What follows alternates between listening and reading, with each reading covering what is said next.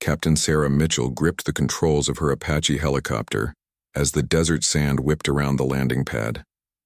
The year was 1993, and she was one of only 12 women qualified to fly attack helicopters in the entire United States military. Every day she faced the same cold stares and whispered doubts from her male colleagues. They questioned whether women had the physical strength, mental toughness, and split-second decision-making skills needed for combat aviation. The morning. Briefing room fell silent when Sarah walked in wearing her flight suit. Major Rodriguez, the squadron commander, barely acknowledged her presence as he spread maps across the metal table. The other pilots shifted uncomfortably in their seats, some rolling their eyes at what they saw as a political experiment gone wrong. Women in combat roles were still a controversial topic, and attack helicopter pilots were considered the elite of the elite. Sarah had worked twice as hard as every man in her unit to get where she was. During flight school, instructors had pushed her beyond normal limits, testing whether she would break under pressure. She had to prove she could handle the physical demands of flying a machine that weighed over 10,000 pounds and carried enough firepower to level a city block. The Apache helicopter was not forgiving to those who made mistakes, and in combat, there were no second chances. Her journey to this moment had been filled with obstacles that her male counterparts never faced. During her first deployment, maintenance crews had deliberately sabotaged her aircraft, hoping to see her fail during training missions. Other pilots had excluded her from informal briefings where crucial tactical information was shared. Some had even spread rumors that she was only there because of political pressure, not because of her actual skills. But Sarah had something that many of her critics lacked: an unshakable determination to prove that gender had nothing to do with flying ability. She studied aircraft manuals until 3 in the morning, practiced emergency procedures until they became second nature, and maintained perfect scores on every evaluation. Her gunnery skills were among the best in the squadron, and her tactical knowledge impressed even the most skeptical instructors. The military leadership was watching this experiment closely. If women failed in combat aviation roles, it would set back female military integration by decades. If they succeeded, it would open doors that had been closed since the beginning of modern warfare. Sarah understood that she was not just representing herself, she was representing every woman who dreamed of serving their country in combat roles. Lieutenant Amanda Cross, another female pilot, sat across from Sarah in the briefing room. She was younger and had faced even more resistance than Sarah. Some male pilots had refused to fly wing missions with her, claiming they could not trust a woman to cover them in combat. Amanda had developed a thick skin, but Sarah could see the determination burning in her eyes. They were both fighting the same battle, trying to prove that skill and courage had no gender. The squadron had been stationed in the Middle East for 6 months, conducting routine patrols and training exercises. Most of their missions involved flying over empty desert, looking for signs of enemy activity that rarely materialized. The male pilots complained about the boring assignments, but Sarah and Amanda knew they were being kept away from real combat situations. The military brass was not ready to risk having female pilots killed or captured in action. Major Rodriguez finally looked up from his maps and began the morning briefing. Intelligence reports indicated increased enemy activity in the northern sectors, but nothing that required immediate action. Sarah noticed that the most dangerous patrol routes were assigned to male pilots, while she and Amanda were given safer reconnaissance missions over friendly territory. The message was clear: women were still not trusted with the most critical assignments. After the briefing, Sarah walked to her aircraft for the pre-flight inspection. Her crew chief, Sergeant Martinez, was one of the few men who treated her with genuine respect. He had worked with her for 8 months and had seen her handle emergency situations with calm professionalism. Martinez knew that Sarah was as skilled as any pilot in the squadron, regardless of what others might think. The Apache helicopter stood ready on the flight line, its sleek profile designed for one purpose: combat. Sarah ran her hands along the aircraft's armor plating, checking for any signs of damage or wear. This machine could fly at over 180 miles per hour, carry 16 Hellfire missiles, and deliver devastating firepower with pinpoint accuracy. It required tremendous skill and physical strength to operate in combat conditions. As Sarah completed her inspection, she overheard two male pilots discussing the morning's assignments. They were complaining that valuable aircraft were being wasted on babysitting missions with female pilots who would never see real combat. One pilot suggested that women should be limited to transport helicopters, leaving the attack roles to men who could handle the pressure. These comments stung, but Sarah had learned to channel her anger into motivation. She knew that words meant nothing, only performance mattered. Every successful mission, every perfect landing, every tactical decision proved that women belonged in combat aviation. She was building a record that even her harshest critics could not ignore. The sun was rising over the desert as Sarah climbed into her aircraft. Amanda was preparing for takeoff in the helicopter next to her, running through the same pre-flight procedures that had become routine over months of training. Both women knew they were part of something bigger than themselves, a historic test of whether women could serve effectively in combat roles. Neither Sarah nor Amanda could have imagined that within hours, they would be facing the most challenging mission of their careers. A crisis was developing in the northern mountains that would test every skill they had learned and every ounce of courage they possessed. The mission would not only determine the fate of 500 trapped Navy SEALs, but would also prove once and for all whether women had what it took to be combat pilots. The doubters were about to get their answer in the most dramatic way possible. The emergency alarm shattered the morning calm at 800 hours. Sarah was just finishing her routine patrol when the radio crackled with urgent messages from command headquarters. A major special operations mission had gone terribly wrong in the mountainous region along the border. What was supposed to be a simple reconnaissance operation had turned into a nightmare that threatened to become an international incident. Major Rodriguez's voice came through the radio with barely controlled panic. A joint task force of 500 Navy SEALs and Army Rangers had been conducting a classified mission to locate and destroy enemy weapons caches hidden in mountain caves. The operation had been planned for months with multiple backup plans and escape routes carefully mapped out.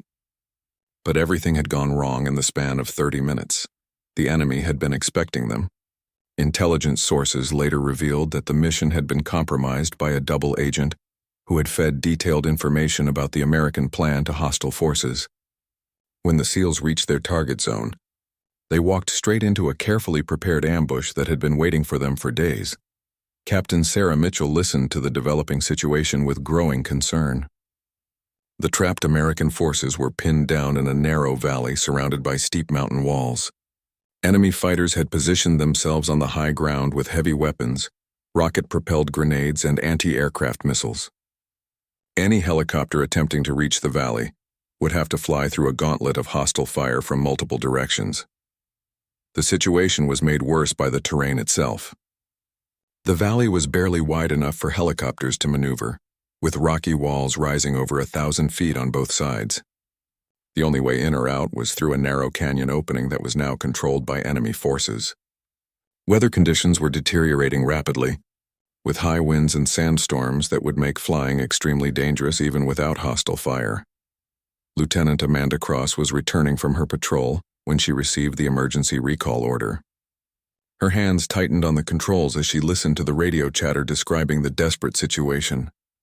500 American warriors were trapped with limited ammunition, no food, and casualties mounting by the hour.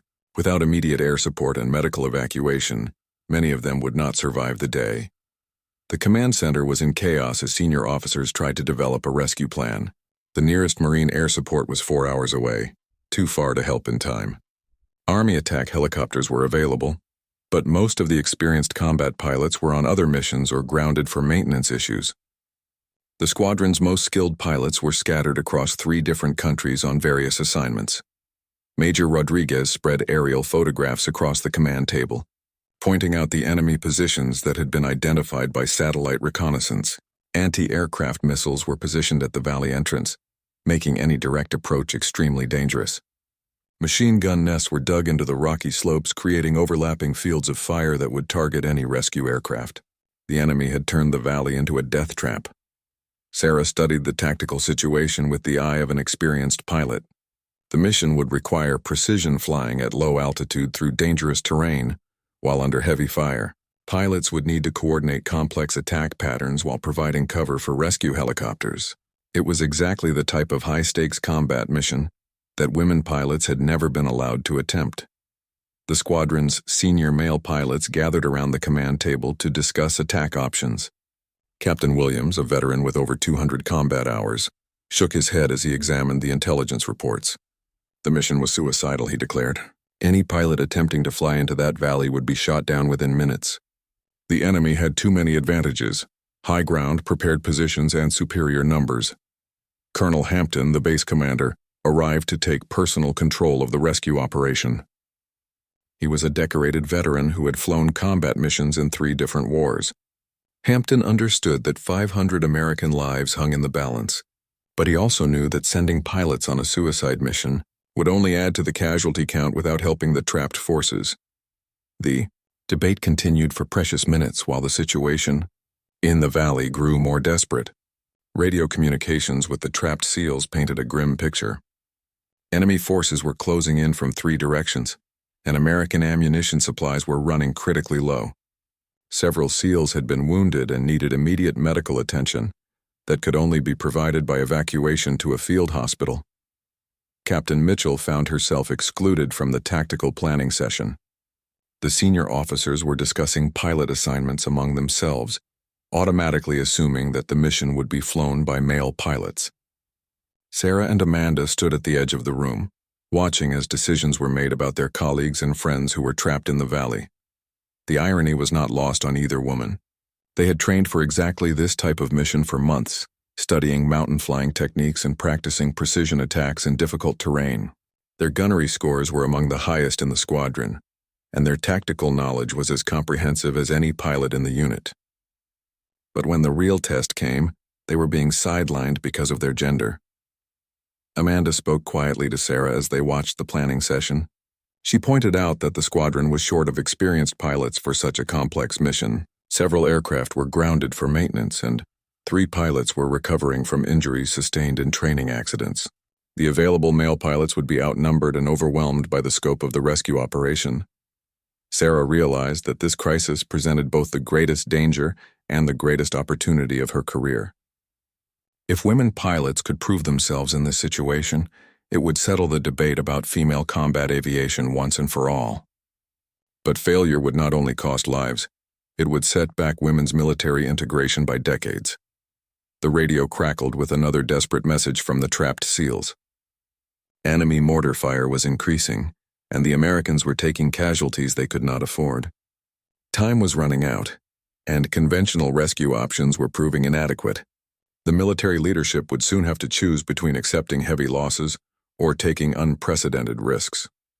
Colonel Hampton looked around the command center, counting available aircraft and pilots. His expression showed the weight of command as he realized that he might not have enough resources for a successful rescue mission. The decision he made in the next few minutes would determine whether 500 American warriors came home alive or became casualties of a mission that was spinning out of control. Colonel Hampton stared at the tactical display with the grim realization that he was facing an impossible choice. 3 Apache helicopters were grounded for emergency maintenance after discovering critical rotor problems during pre-flight inspections. 2 of his most experienced pilots were in the base hospital recovering from injuries sustained during a training accident the previous week. Captain Williams, his top combat pilot, was suffering from food poisoning and could barely stand, let alone fly a complex combat mission. The mathematics of the situation were stark and unforgiving. To successfully extract 500 trapped Navy SEALs from a heavily defended valley, Colonel Hampton needed at least 6 attack helicopters working in coordinated teams. He had 4 operational aircraft available. He needed 8 experienced combat pilots to fly the mission safely. He had only 4 male pilots who met the minimum experience requirements for such a dangerous operation. Major Rodriguez approached the colonel with a clipboard containing the squadron's personnel roster. His face was pale as he delivered the news that Hampton had been dreading. The nearest reinforcements were stationed at bases over 300 miles away. Even if they departed immediately, it would take them over 2 hours to reach the operational area. The trapped SEALs did not have 2 hours to spare. Captain Sarah Mitchell watched from across the command center as the senior officers struggled with their limited options. She could see the calculation running through their minds. They needed more pilots, but their military culture had conditioned them to automatically exclude women from the most dangerous combat missions. The result was a shortage of qualified personnel at the exact moment when lives hung in the balance. Lieutenant Amanda Cross stood beside Sarah, both women understanding that they were witnessing a historic moment. For months, they had been told that women could not handle the physical and mental demands of combat aviation. Now faced with a genuine crisis, the military leadership was discovering that gender discrimination had left them dangerously short of qualified pilots when they needed them most. The radio brought another desperate update from the trapped forces. Enemy fighters were advancing under cover of mortar fire, and the SEALs' defensive perimeter was shrinking by the hour. Several wounded Americans needed immediate medical evacuation, but rescue helicopters could not approach the valley without attack helicopter escorts to suppress enemy fire. The situation was rapidly becoming a race against time. Colonel Hampton made a decision that surprised everyone in the command center. He turned to Major Rodriguez and ordered him to brief all available pilots on the mission parameters, regardless of gender or previous combat experience. The colonel's voice was steady as he explained that the lives of 500 American warriors took precedence over military regulations and traditional attitudes about women in combat. Sarah felt her heart rate increase as she realized that she might finally get the opportunity to prove herself in actual combat. But she also understood the enormous pressure that came with this chance. If she or Amanda made any mistakes during the mission, it would be used as evidence that women were not suited for combat aviation. The success or failure of their performance would influence military policy for generations to come. The mission briefing revealed the full scope of the challenge ahead. The trapped SEALs were positioned in a valley that was barely 200 yards wide at its narrowest point. Rocky walls rose over 1,000 feet on both sides, creating a natural funnel that enemy forces had turned into a killing zone. Anti-aircraft missiles were positioned at multiple elevations, making high-altitude approaches impossible. Amanda studied the aerial photographs with the focused intensity that had made her one of the top graduates from flight school. She identified potential approach routes that might avoid the heaviest concentrations of enemy fire. Her tactical analysis impressed even the most skeptical male officers, who had to admit that her understanding of terrain and enemy positions was thorough and professional. The attack plan required precise coordination between multiple aircraft flying at extremely low altitude through dangerous terrain. Pilots would need to navigate narrow canyons while engaging enemy positions with pinpoint accuracy. Any mistake in timing or positioning could result in mid-air collisions or friendly fire incidents that would make the situation even worse. Colonel Hampton divided the available pilots into 2 attack groups. The first group would suppress enemy anti-aircraft positions at the valley entrance, creating a corridor for rescue helicopters to enter. The second group would provide continuous fire support to keep enemy fighters away from the trapped SEALs. Sarah was assigned to the first group, while Amanda would fly with the second team. The weight of responsibility settled on both women as they realized they would be flying alongside male pilots who had doubted their abilities for months. Captain Williams, despite his illness, insisted on participating in the mission briefing. His face was still pale from food poisoning, but his voice was firm as he outlined the tactical requirements for each phase of the operation. Sarah noticed that some of the male pilots were watching her and Amanda with new expressions. The casual dismissal and condescending attitudes had been replaced by something closer to professional respect. The crisis had forced everyone to focus on pilot qualifications rather than gender, and both women had demonstrated their tactical knowledge during the planning session. The pre-flight preparation took on an urgency that Sarah had never experienced before. Every system check, every weapons load, every communication test could mean the difference between mission success and catastrophic failure. The Apache helicopters were loaded with their maximum complement of Hellfire missiles, 30mm cannon rounds, and defensive countermeasures to protect against enemy missiles. Sergeant Martinez, Sarah's crew chief, worked with exceptional speed and precision to prepare her aircraft. He had seen her flying skills develop over months of training and had complete confidence in her abilities. Martinez knew that his pilot was as qualified as anyone in the squadron, and he was proud to be part of a crew that was making military history. The weather conditions were deteriorating as the mission approached its launch time. High winds were creating dangerous turbulence in the mountain valleys, and blowing sand was reducing visibility to less than 2 miles in some areas. These conditions would make precise flying even more challenging, adding another layer of difficulty to an already complex mission. Amanda completed her pre-flight inspection with the methodical thoroughness that had become her trademark. She understood that every detail mattered when flying in combat conditions. Her aircraft was a precision instrument of war, capable of devastating firepower when operated by skilled hands. Today, those hands would be tested under the most demanding conditions possible. The final mission briefing emphasized the critical timing requirements for the rescue operation. The attack helicopters had to suppress enemy positions within a narrow window that would allow rescue aircraft to extract the trapped SEALs before enemy reinforcements arrived. Intelligence reports indicated that hostile forces were moving additional troops and heavy weapons toward the valley, making speed essential for mission success. The Apache helicopters lifted off in formation at 10:30 hours, their rotors cutting through the desert air with deadly precision. Captain Sarah Mitchell felt the familiar vibration of her aircraft as it climbed toward the mountain range, where 500 American warriors waited for rescue. Behind her, Lieutenant Amanda Cross maintained perfect formation flying, demonstrating the skills that had taken months to develop under the harshest training conditions.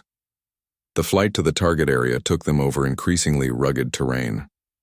Rocky peaks jutted skyward like ancient sentinels, their sharp edges creating dangerous wind patterns that buffeted the helicopters. Sarah had to constantly adjust her controls to maintain stable flight, as sudden downdrafts and crosswinds tried to push her aircraft off course. The mountainous landscape was beautiful, but unforgiving to pilots who made even small mistakes. Radio chatter from the trapped SEALs painted an increasingly desperate picture. Enemy mortar rounds were falling closer to their defensive positions, and ammunition supplies had dropped to critical levels.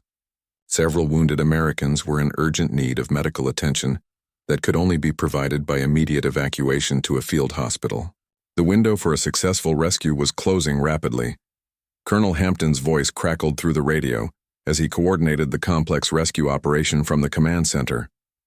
Intelligence reports indicated that enemy reinforcements were moving toward the valley from 3 directions.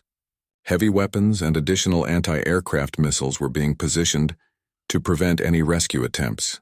The American forces had perhaps 30 minutes before the situation became completely hopeless. Sarah studied the terrain ahead through her aircraft's advanced targeting system. The narrow valley entrance was visible in the distance, marked by smoke from ongoing combat operations. Enemy muzzle flashes could be seen on the rocky slopes as hostile fighters engaged the trapped SEALs with automatic weapons and rocket-propelled grenades. The tactical situation was exactly as dire as the intelligence reports had suggested. Amanda's voice came through the radio with calm professionalism as she reported contact with enemy positions. Her aircraft's sensors had detected multiple anti-aircraft missile sites positioned to cover all possible approach routes to the valley. The enemy had clearly prepared for American rescue attempts, creating overlapping fields of fire that would challenge even the most experienced combat pilots. The first test came sooner than expected. As the formation approached the outer mountain ridges, enemy fighters opened fire with portable surface-to-air missiles. Sarah saw the bright flash of a missile launch from a concealed position and immediately initiated evasive maneuvers. Her Apache twisted and dove between rocky peaks as the missile streaked past, missing her aircraft by less than 50 feet. The defensive systems aboard Sarah's helicopter automatically deployed countermeasures, releasing chaff and flares to confuse any additional incoming missiles. She pulled her aircraft into a sharp banking turn that tested the limits of both machine and pilot, using the mountainous terrain to break the enemy's targeting solutions. The maneuver required split-second timing and precise control that left no room for error. Amanda's aircraft came under fire simultaneously from a different enemy position. Her response demonstrated the hours of training that had prepared her for exactly this situation. She used the natural contours of the mountain slopes to mask her approach, then popped up suddenly to engage the hostile missile site with precision cannon fire. Her gunnery was flawless, destroying the enemy position before it could launch additional missiles. The success of these initial engagements sent a clear message to both friend and foe. The female pilots were not only capable of handling combat conditions, They were excelling under pressure that would challenge any aviator. Their tactical awareness, gunnery skills, and aircraft handling were proving equal to or better than their male counterparts, who had doubted their abilities. Captain Williams, despite his illness, was flying as formation leader for the 2nd Attack Group.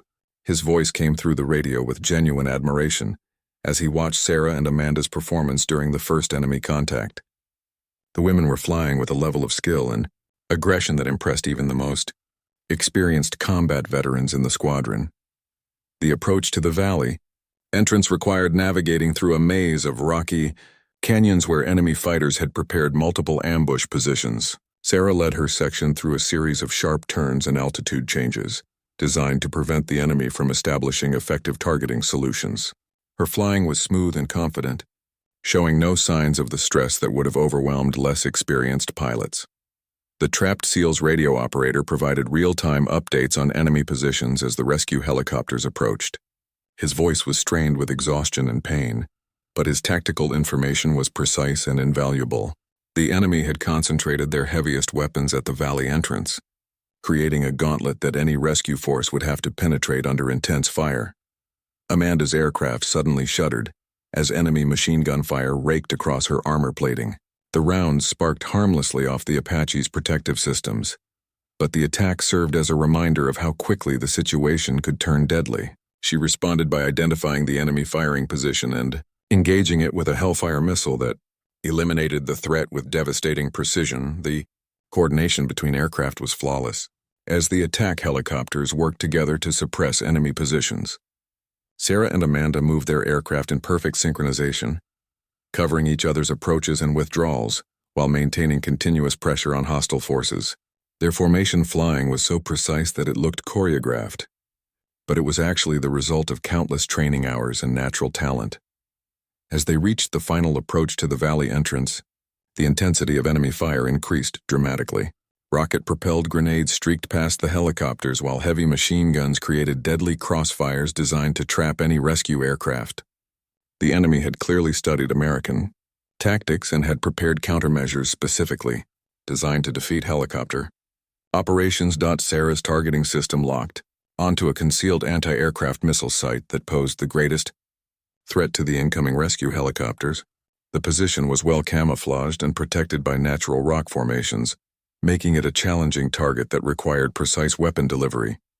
Her first Hellfire missile struck exactly on target, creating a secondary explosion that indicated the destruction of enemy ammunition supplies. The radio erupted with excited voices from the trapped SEALs as they watched the attack helicopters systematically destroy the enemy positions that had pinned them down for hours. The sight of American aircraft engaging their tormentors with devastating effectiveness provided a tremendous boost to morale among the surrounded forces. For the first time since the ambush began, they had reason to hope for survival. Amanda coordinated her attacks with surgical precision, using her aircraft's advanced sensors to identify targets that were invisible to ground forces. Her understanding of enemy tactics allowed her to predict where hostile fighters would position themselves, enabling her to engage them before they could effectively target the rescue helicopters. Her tactical awareness was exceptional by any standard. The valley entrance was now clear of major enemy threats, but the mission was far from over. Rescue helicopters would need continuous protection as they entered the confined space where the SEALs were trapped. Any mistake or lapse in coverage could result in catastrophic losses among both the rescue force and the personnel they were trying to save. The rescue helicopters appeared on the horizon like salvation itself, their distinctive silhouettes cutting through the smoke and dust of battle. Captain Sarah Mitchell watched through her targeting display as 4 Black Hawk helicopters approached the valley entrance, flying in tight formation despite the dangerous terrain and ongoing enemy fire. These aircraft carried the medical teams and equipment needed to save the wounded SEALs trapped below. The narrow valley presented unique challenges for the rescue operation. The space was barely wide enough for helicopters to maneuver safely, with rocky walls rising over 1,000 feet on both sides. Wind patterns created by the confined geography generated dangerous downdrafts and turbulence that could slam aircraft into the ground without warning. Even experienced pilots found mountain flying treacherous under ideal conditions. Lieutenant Amanda Cross positioned her Apache helicopter to provide overwatch as the first rescue aircraft descended toward the trapped American forces. Her sensors detected movement on the rocky slopes, indicating that enemy fighters were repositioning to engage the vulnerable transport helicopters. Amanda's tactical awareness allowed her to identify these threats before they could establish effective firing positions. The radio crackled with urgent communications between the rescue pilots and the SEALs on the ground. Landing zones had to be cleared of debris and marked with signal panels while under enemy fire. The wounded Americans needed to be moved to evacuation points without exposing them to additional hostile fire. Every second counted as enemy reinforcements continued moving toward the valley. Sarah watched her fuel gauge with growing concern. The extended flight to the target area and the intensive maneuvering required for combat operations had consumed fuel faster than normal. She calculated that her aircraft had perhaps 20 more minutes of flight time before reaching the point where she would have to break off the mission to ensure safe return to base. The mathematics of helicopter operations were unforgiving. The first rescue helicopter touched down in a cloud of dust and debris kicked up by its rotor wash. Immediately, enemy fighters opened fire from concealed positions on the valley walls. Sarah responded instantly, engaging the hostile positions with her 30mm cannon while Amanda provided covering fire with precision Hellfire missile strikes. The coordination between the two female pilots was flawless. Combat medics sprinted from the rescue helicopter toward the wounded SEALs, while bullets cracked overhead. These brave men and women risked their lives to provide medical care under the most dangerous conditions imaginable. Sarah provided continuous fire support, walking her cannon rounds along the rocky slopes to suppress any enemy fighters who tried to target the medical teams. The evacuation process was agonizingly slow due to the severity of some injuries and the need to provide medical stabilization before transport. Several SEALs had suffered gunshot wounds that required immediate attention to prevent blood loss. Others had been injured by shrapnel from mortar rounds and needed careful handling to avoid further trauma during the evacuation process. Amanda's aircraft suddenly shuddered as a rocket-propelled grenade exploded nearby, sending metal fragments rattling against her armor plating. The blast was close enough to damage some of her external sensors, but the aircraft remained flyable. She continued engaging enemy positions with deadly accuracy, proving that minor battle damage would not prevent her from completing the mission. The second rescue helicopter approached the landing zone as the first aircraft lifted off with its load of wounded Americans. Sarah provided escort coverage, staying between the vulnerable transport and known enemy positions while scanning for new threats. Her flying was aggressive but controlled, demonstrating the tactical awareness that came from months of intensive training. Enemy mortar rounds began falling closer to the evacuation site as hostile forces adjusted their fire to target the rescue operation. The SEALs on the ground had to constantly reposition their defensive perimeter while protecting the evacuation teams. Sarah responded by identifying the enemy mortar positions through muzzle flash detection and engaging them with precision missile strikes. Captain Williams, despite his illness, was flying formation with exceptional skill as he coordinated the complex rescue operation. His respect for the female pilots had grown throughout the mission as he watched them perform under pressure. Williams realized that his previous doubts about women in combat aviation had been based on prejudice rather than objective assessment of pilot capabilities. The third rescue helicopter faced the most dangerous approach, yet as enemy fighters concentrated their fire on the narrow landing zone, Amanda positioned her Apache to provide close fire support, flying so low that her rotor wash scattered loose rocks on the valley floor.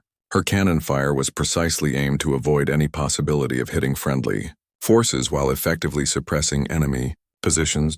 Radio communications revealed that enemy reinforcements were approaching the valley from multiple directions. Intelligence estimated that hostile forces would reach the area within 15 minutes, making it essential to complete the evacuation before American forces became outnumbered beyond any hope of successful extraction. The time pressure added another layer of stress to an already complex operation. Sarah's ammunition supply was running low after the intensive combat operations. She had expended over half of her Hellfire missiles and thousands of rounds of 30mm cannon ammunition. Each remaining shot had to count as she continued providing fire support for the evacuation teams. Her marksmanship training proved invaluable as she made every round effective against enemy Targets the fourth and final rescue helicopter encountered the heaviest resistance as enemy fighters made a desperate attempt to prevent the complete evacuation of American forces.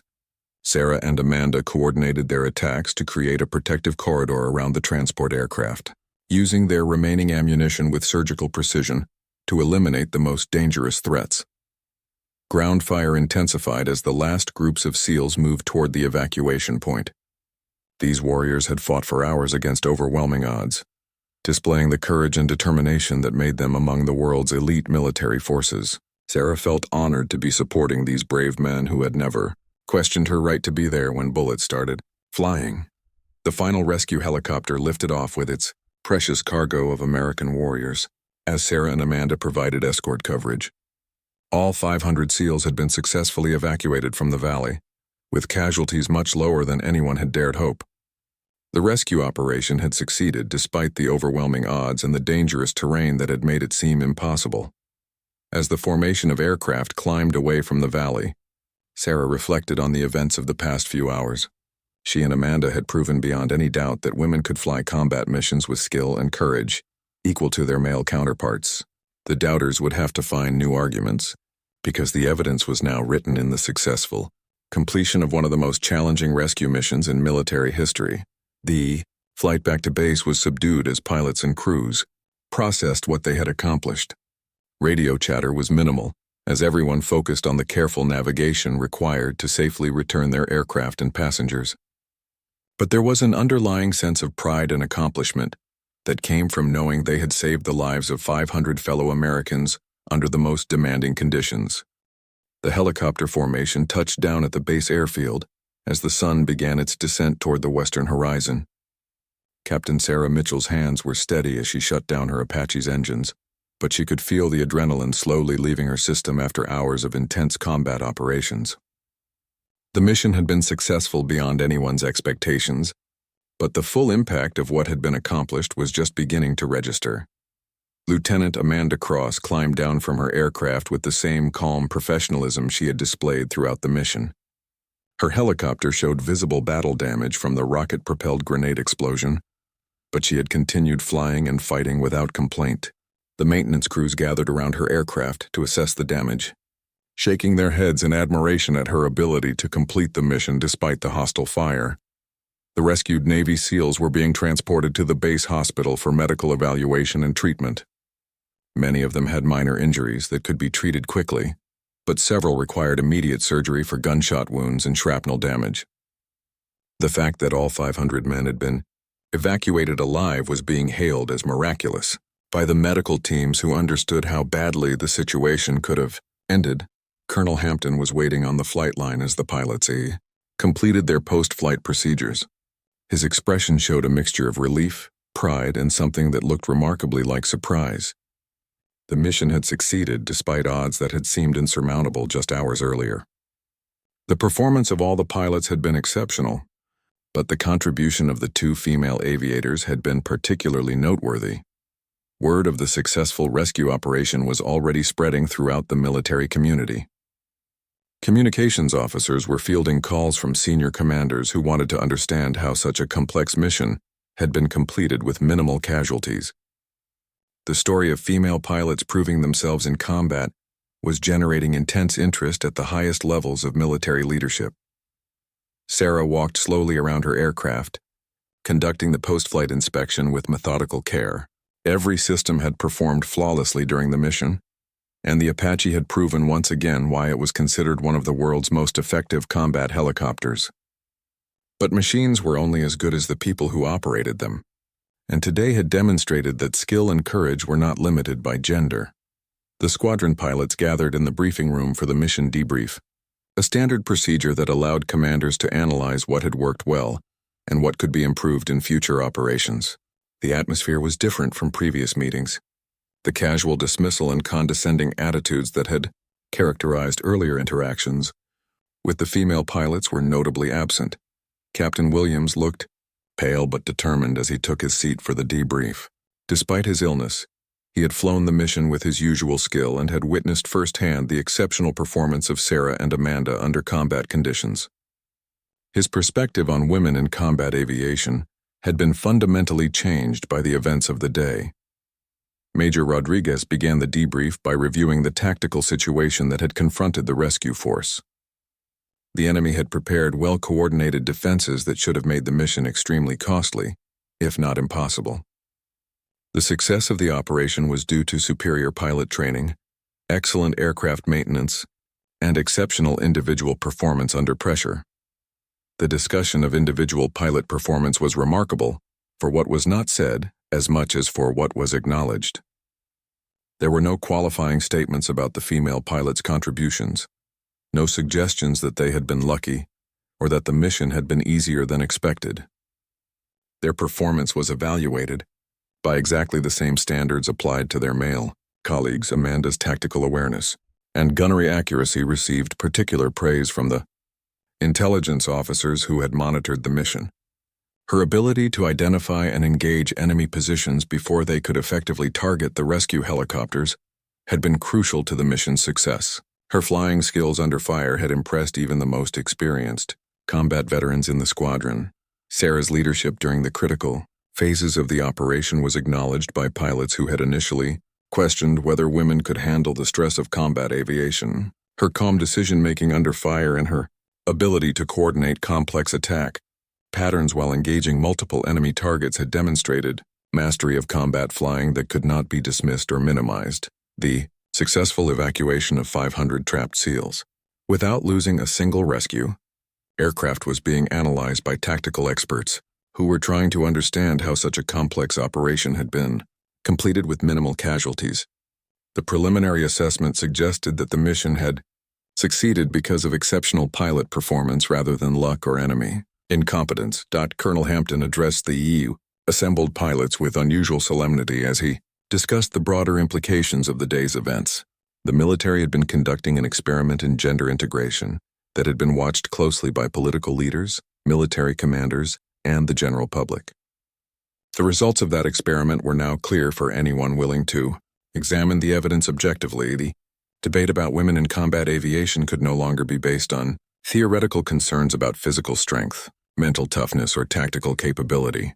Two female pilots had just completed one of the most challenging rescue missions in recent military history, performing with skill and courage that equaled or exceeded their male counterparts. The evidence was undeniable. News media representatives were already requesting interviews and background information about the rescue mission. The story of female pilots proving themselves in combat was exactly the type of human interest angle that captured public attention. Military public affairs officers were working to manage the information flow while protecting operational security. Sarah and Amanda found themselves at the center of attention in ways they had never experienced before. Fellow pilots who had barely acknowledged their presence were now seeking their opinions on tactical matters and flight procedures. The transformation in attitudes was dramatic and, in some cases, clearly uncomfortable for men who had opposed women in combat roles. The rescued SEALs were beginning to arrive at the base medical facility, and word was spreading among them about the identity of the pilots who had provided the air support that saved their lives. Several of the wounded men specifically asked to meet the female aviators who had flown through enemy fire to cover their evacuation. The broader military community was watching the developing story with intense interest. Female service members stationed around the world were following the news reports with pride and hope that the successful mission would open new opportunities for women in combat roles. Male service members were being forced to reconsider their assumptions about gender and military capability. The mission had succeeded beyond anyone's expectations, but the real test would come in the days and weeks ahead, as the military establishment processed the implications of what had been accomplished. The performance of the female pilots could no longer be dismissed as an anomaly or explained away by circumstances. The evidence was too clear and the stakes had been too high for any rational person to question their capabilities. The rescue of 500 Navy SEALs had become more than just a successful military operation. It had become a watershed moment in the ongoing struggle for gender equality in the armed forces.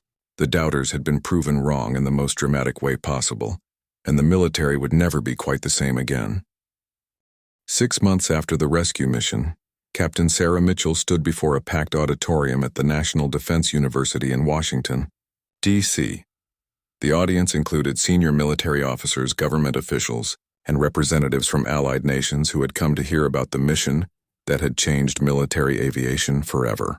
The woman who had once faced daily skepticism about her abilities was now being invited to share her expertise with the highest levels of military leadership. The rescued Navy SEALs had returned to full duty with stories that they would carry for the rest of their lives. Many of them had specifically requested to meet the pilots who had provided the air support that saved them from certain death or capture. Their testimonials about the skill and courage displayed by the female aviators had spread throughout the special operations community, creating a ripple effect that changed attitudes at the most elite levels of the military. Lieutenant Amanda Cross had been promoted to captain and was now serving as an instructor pilot at the Army's premier aviation training facility. Her tactical innovations developed during the rescue mission were being incorporated into the standard curriculum for attack helicopter pilots. The woman who had once been excluded from informal briefings was now helping to write the official training manuals that would prepare the next generation of combat aviators. Third, the Pentagon had launched a comprehensive review of policies restricting women from combat roles. The success of the SEAL rescue mission had provided irrefutable evidence that gender was not a reliable predictor of combat effectiveness. Senior military leaders who had previously supported restrictions were now acknowledging that such policies had deprived the armed forces of valuable human resources when they were needed most. Colonel Hampton had been promoted to brigadier general and was now responsible for developing new policies for integrating women into previously restricted military occupations. His transformation from skeptic to advocate had been remarkable to witness. The man who had once questioned whether women belonged in combat aviation was now one of the strongest supporters of expanded opportunities for female service members. The rescue mission had generated extensive media coverage that brought the debate about women in combat to national attention. Documentary filmmakers, book authors, and television producers had all requested access to the pilots and crew members who had participated in the operation. The story had captured public imagination in ways that dry policy debates never could. Sarah's appearance at the National Defense University was part of a broader effort to share lessons learned from the mission with military leaders around the world. Allied nations were examining their own policies regarding women in combat roles, using the American experience as a case study for potential changes to their military organizations. The impact was extending far beyond the United States. The technical aspects of the rescue mission were being studied by aviation experts who were trying to understand how such a complex operation had been completed successfully. The coordination between attack helicopters and rescue aircraft in confined terrain under heavy fire had required exceptional pilot skills and tactical awareness. The mission was being used as a teaching example in advanced aviation courses. Amanda addressed a gathering of female military personnel from all branches of service, sharing her experiences and encouraging other women to pursue challenging assignments that had previously been considered off-limits. Her message was clear. Capability mattered more than gender, and women who were willing to train hard and accept responsibility could succeed in any military role. The squadron that had conducted the rescue mission had become one of the most sought-after assignments in military aviation. Young pilots of both genders were requesting transfers to the unit that had proven women could excel in combat roles. The squadron's reputation for excellence had been enhanced by the performance of all its pilots. During the crisis that had tested them under the most demanding conditions, Captain Williams had fully recovered from his illness and had become one of the strongest advocates for gender integration in combat aviation. His public statements acknowledging that his previous doubts had been based on prejudice rather than evidence had carried significant weight within the military community. His transformation demonstrated that even deeply held beliefs could change when confronted with undeniable evidence. The 500 rescued Navy SEALs had returned to their units with a new perspective on the capabilities of their fellow service members. Their experiences had reinforced the military values of courage, competence, and commitment that transcended traditional gender roles. Many of them had become vocal supporters of expanded opportunities for women in combat positions. The mission's success had prompted Congress to review legislation restricting women from certain military roles. Lawmakers who had previously supported such restrictions found it difficult to argue against the evidence provided by the rescue operation. The political momentum for change had been building for years, but the dramatic success of female pilots in actual combat had accelerated the legislative process. Sarah's personal journey from facing daily skepticism to becoming a respected expert on combat aviation reflected the broader changes occurring throughout the military. The woman who had once been excluded from tactical planning sessions was now helping to develop doctrine that would guide future operations. Her insights were valued not because of her gender, but because of her proven expertise and experience. The rescue mission had demonstrated that diversity could be a source of strength rather than weakness for military organizations. The different perspectives and approaches brought by female pilots had contributed to tactical innovations that improved overall mission effectiveness. The military was beginning to understand that excluding qualified personnel based on gender actually reduced operational capability. Amanda's work as an instructor pilot was shaping the next generation of combat aviators, both male and female. Her students learned that excellence was the only standard that mattered in military aviation.